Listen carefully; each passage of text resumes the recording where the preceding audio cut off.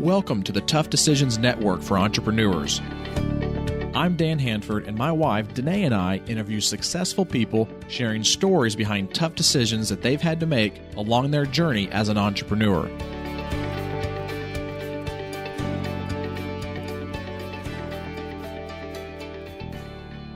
Thanks for joining us for today's edition of the Tough Decisions podcast. With us today, we have Jeff Sanders, and welcome to the show, Jeff. Well, thank you. How are you today? Jeff, get us started and kind of tell our listeners a little bit about your journey, your background, and where your focus is right now as an entrepreneur. Sure. Yeah, my name is Jeff Sanders. I have a website at jeffsanders.com that I started 8 years ago. I've been doing productivity work, healthy habits. I've got a podcast and a book with the name The 5 a.m. Miracle. And so my kind of business and life has been focused on productivity and healthy habits and personal growth and helping people figure out what their next kind of move should be in terms of daily assessments and productivity, and really figuring out what is the thing that you want to do to make your day the best it could possibly be. And that's been my focus for many years now, mostly because I got started with marathons a few years ago and got excited about health and fitness, which then led me down a whole personal growth journey. And then here I am a few years later doing what I do now, and it's a lot of fun, and it's always different. And so I'm working on all kinds of fun projects all the time. Recently, it's been lots of podcasting, lots of books, and speaking as well. I can say that word. And so, yeah, that's what I do. Very cool. So the 5 a.m. Miracle, I'm very interested already just because I've done a lot of reading on, productivity, scheduling, and, kind of how to plan and use your time as an entrepreneur. I think that's one of the things that entrepreneurs struggle with somewhat, because a lot of times they have more ideas than they know where to go. So maybe tell just a little bit, if you don't mind, about your productivity philosophy, if you will, and how you're able to help entrepreneurs. Sure. My philosophy on productivity has shifted somewhat over the years, but the way it started was essentially with the 5 a.m. Miracle philosophy, which started for me when I had a full-time job, a side business, and I was training for a marathon, and realized that my daily schedule was packed. I had way too much going on, and trying to figure out how do I have time to fit it all in. And the best answer that I had was to wake up at 5 a.m. so I could get my morning run in before going to the office, and then in the evenings I'd work on the business. And when I first began that, it was very effective. I was extremely excited about it, like so much so I began to blog about it, then podcast about it, then I had a whole book about it, because there's so much that goes into being intentional with your time from the very minute you get out of bed. And so when I began to plan my life from 5 a.m. onward, I realized that I could dominate my day before breakfast. I could really get a lot done before the day officially began. And so over the years, that's been my philosophy in terms of helping people get more out of their day, is to start the day off with a productivity project or a focus first thing.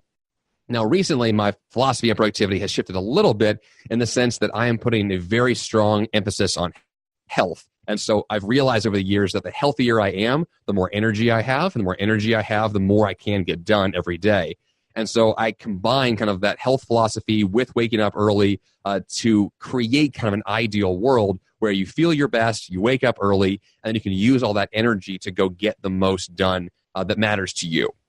And so that's kind of how I've crafted, my philosophy over the last few years. And then I help my clients and my listeners on the podcast and my readers figure out how they can craft their lives in a similar fashion. That's really neat. And I know I myself am a fairly early riser, but there are days, when because of whatever schedule or activity, I get up a little later, and it's amazing how much of the day feels gone just from losing, an hour or two.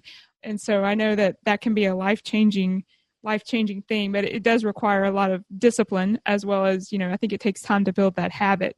Tell us a little bit about some of the tough decisions. That's what we want to focus on. But as you've built this platform and built your, mentor coaching business, what's a tough decision that you have faced that maybe didn't have a very good outcome? And then we want to talk about some lessons that you've learned from that. Well, I think the tough choice I've had to make is one that I have not officially made yet. In other words, the last, 8 years now that I've been running my business, I've never actually sat down and made the decision about what I want my business to be. So to put that another way, what's happened over the last few years is that I've had opportunities that have popped up, whether it's, I was inspired by a book that I read, or someone asked me to write a book, or I was asked to do a speaking engagement. And as, I've kind of ventured into a variety of areas, I've just been responding to things, which I'm fine to do. Like, I've had a lot of opportunities because of that, and I've grown my business and I've created a life for myself based on things that have happened. But what I feel like is missing the most is a very intentional plan about exactly what it is I'm trying to grow. So if you look at my business today, you'll see that I offer coaching, I have speaking, I have books, I have an online course, I have podcasts, I've got blog posts, I've got lots of stuff that, any kind of online entrepreneur would probably at some point get themselves involved in. And I feel like what's happened to me is what I see a lot of other entrepreneurs struggling with, which is that we're doing a lot of stuff. We don't really know why we're doing it or what the point of all of it is. And so what I'm struggling with now, and have for the last probably 8 years, is trying to decide, here is my target person that I'm wanting to help. Here's how I'm going to help them. And here's how my entire business can focus around that. And so that's my current biggest struggle that I'm working towards now, that I'll be hopefully tackling more intentionally in the next few months. But that's been an issue for me for a long time. And I think because of that, I've lacked success that I would have had with more focus. I've lacked growth that I would have had with that focus. And so to me, that's my biggest struggle, is taking all the things that I do and really narrowing it down to, here's my greatest skill, here's my greatest passion, here's my greatest offering to other people, and here's how I can craft that into a profitable business that can grow over time. And that's my struggle. So once I get that figured out, I think I'll be in a much better place. So let me ask you this, and Dan's not on this podcast for those of you who are listening, so I can pick on him a little bit, but I'm always teasing him about having so many ideas. He's an idea person, and he gets up some mornings with 2 or 3 ideas that he got during the night. Is that because that tends to be how you are? You have so many different ideas and directions to take it with that you're not sure which one to focus on? Or is it just kind of one of those things where you haven't quite figured out where your niche is? Well, I think it's both, but I definitely think the first one is more of the culprit for me, for sure. So I get lots of ideas all the time, and I see opportunities all the time because I see other people doing things that I also want to do. And so I'll go and copy them, or I'll create a product as someone else created a product, or I'll get involved in webinars because they sound fun and trendy right now. And so the problem for me has been I like to chase those shiny objects and just start doing a lot of stuff without an end game in mind, without a real sense of how does this fit into my business structure overall. And so I think that, yes, ideas are great, and I've had lots of opportunities because of those ideas. But for me, I see the future of my business being one where the ideas are centered and they're focused and there's direction behind them, as opposed to just like chasing the random next trend. And it's interesting, you can be successful the first way, but as you said already, that you feel like maybe you haven't been quite as successful as you could have been had you been a little more focused. So it'll be interesting to see as you get that focus, nailed down, that how the business grows. Let's shift gears just a little bit and talk about a tough decision that has had a really good outcome for you, or maybe even one that just had a better outcome than you anticipated. So I created an online academy 2 years ago. And the intention behind that academy was to have monthly content, or actually it became weekly content. So I was making videos every week. I had webinars. I had coaching I offered to my customers who joined the academy. And so I had this kind of big behemoth that I'd created, which is awesome. It's a big part of my business today.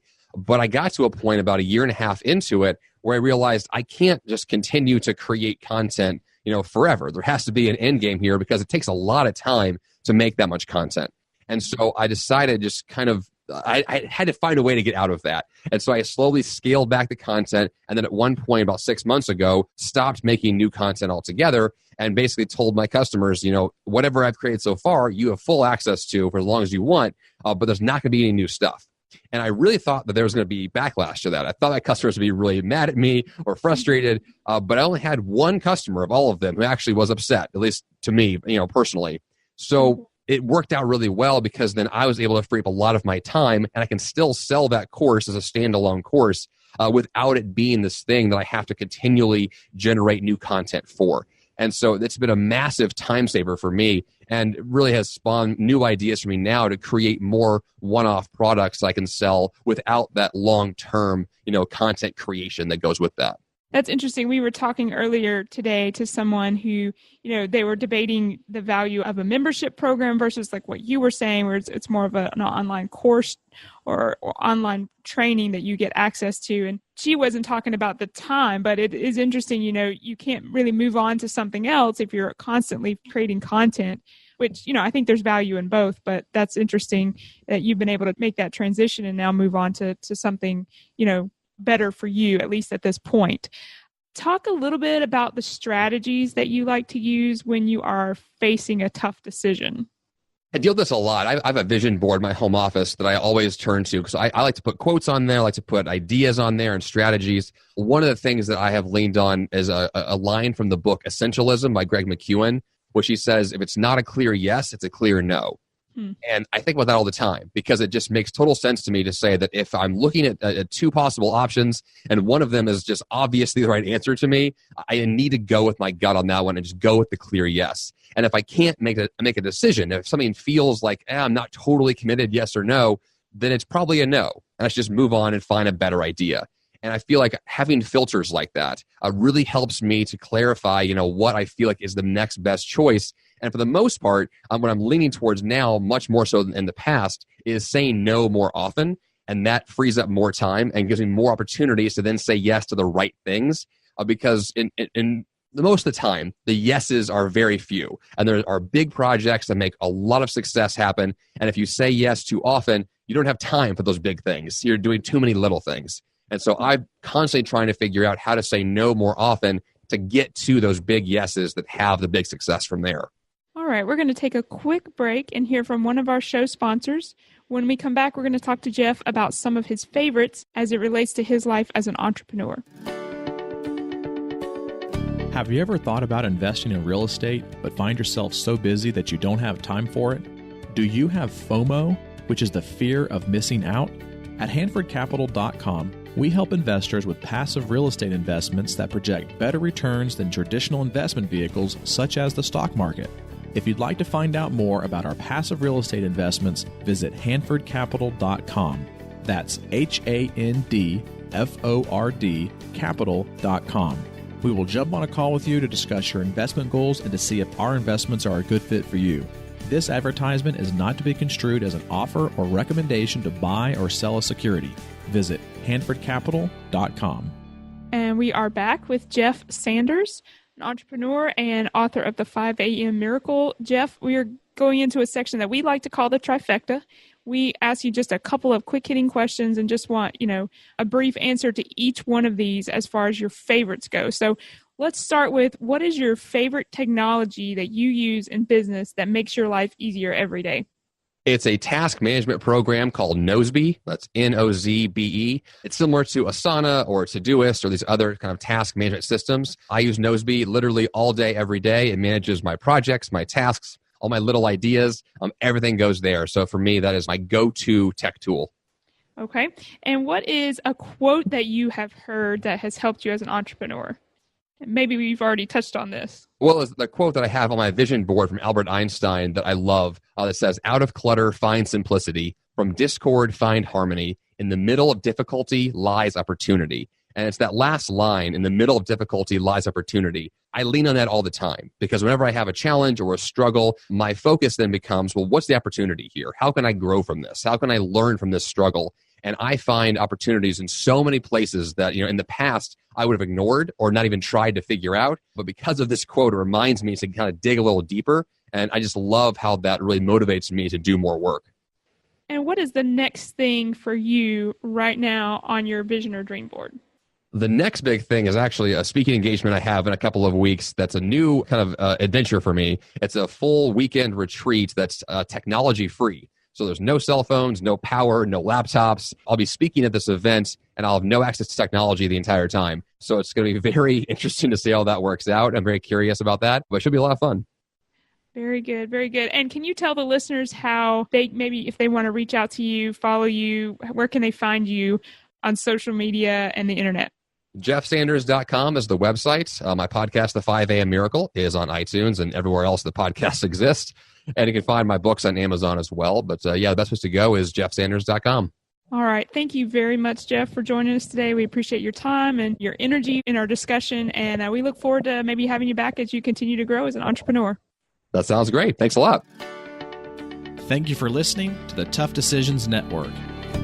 Be sure to visit toughdecisions.net to gain access to show notes for this episode and to join our free weekly entrepreneur email where we will send you news about the latest technology for your business, inspiring quotes, and the latest books for entrepreneurs.